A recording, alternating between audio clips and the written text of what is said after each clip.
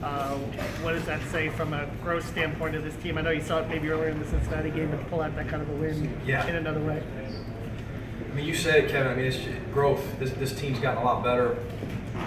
As you know, a lot of teams in our league in college basketball, it's what it's all about. I mean, it's a marathon. It's a process. Thank you, Denver, very much. And I think one would argue we're not quite as potent offensively as we were earlier in the year.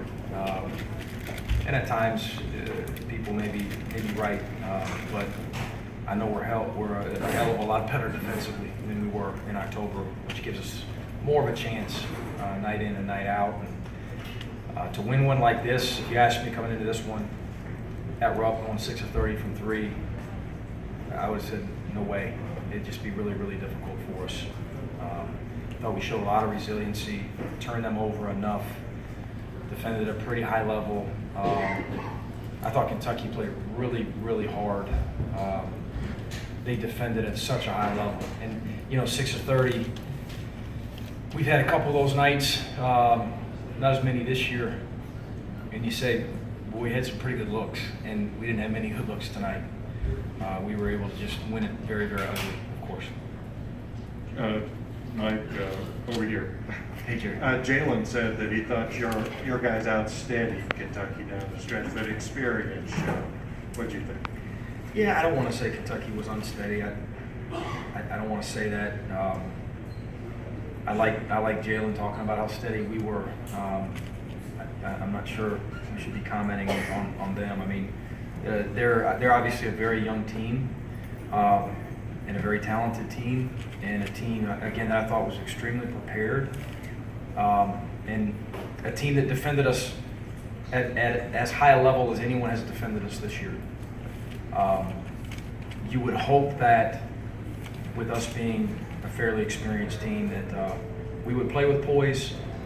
We did play with poise tonight, much needed poise, obviously playing in front of 24,000.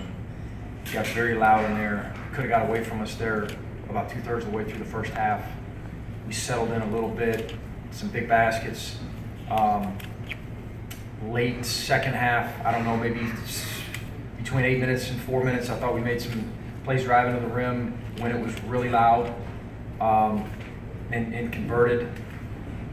Chris hit a huge late clock 3. Kayvon hit a big one in transition. And those were the offensive bright spots for us. I probably named every one of them. Mike, right at the end, you guys are up 2. Kentucky gets 2 shots. Yeah. Both times their guy goes to the floor, and the fans, especially the second one, are really booing. What did you see in this play? I saw my guys flying around, you know, trying to make plays, hands-on basketballs down the stretch, really active, and again, resiliency. I mean, this is a team where they must have been 2 of 15 from 3 going into that last minute and a half of just guessing, and they hit 2 just daggers when you think it's just about done. You know, you've 95% sealed the win, and I think it was Knox banked one in, and then Gabriel hits one, and you know, at that point you're worried about it. It kind of felt like the NCAA tournament last year during the Wisconsin game, where you're worried about your guys' mojo, and after those blows, can we step up and get one more stop? And we were fortunate to do so. Mike Eagle was over 8, over 5 for 3, he had 9 rebounds, makes a big block. Yeah. Can you speak to the other stuff you did, or the shot with? Yeah, I mean, for a guy to affect a game in that regard, and also go over 8, tells you about his tenacity, his maturity, his experience. I believe in him. You know, heck, he played 31 minutes. I just feel like the next one's going in. You know, and he's really trying to move his feet. He's such a scrappy rebounder. I mean, this guy's 6'5", and he's not overly long, and he finds a way to get to the offensive glass, secure defensive rebounds, get some loose balls for us. He's a winner. Like you discussed the late 3 by Chiozza, but particularly late in the first half when you guys were down 8, he kind of brought you back. He had a assist to Hayes and then inside basket stuff. Just how big was he kind of in that stretch to kind of keep you guys in a little bit? Terrific. He was terrific the entire game. 13, 8, and 1. Wow, 8 and 1 in this environment. To play with that amount of poise and toughness, with 6 rebounds, the timely shots, the timely assists, and the guy had cramps the whole second half. I mean, I can't say enough about Chris Chioza. I'm really glad he's my point guard. Mike, what did you see different out of Kentucky tonight that made you praise their defense the way you did? What did they do different on defense tonight that they hadn't been doing? I don't know that I can put my thumb on it, and I'm just not as familiar with Coach Cal's team as obviously as he and his staff are. And you don't know, this is the first time. I'd probably be able, after they play at our place later on, be able to compare those two performances. This team is so different than last year's team, last year's Kentucky team, obviously, and it's my first time seeing them live. I thought they played hard and defended, and obviously they're a very good team. I thought that all year when I watched them on film and watched them on TV.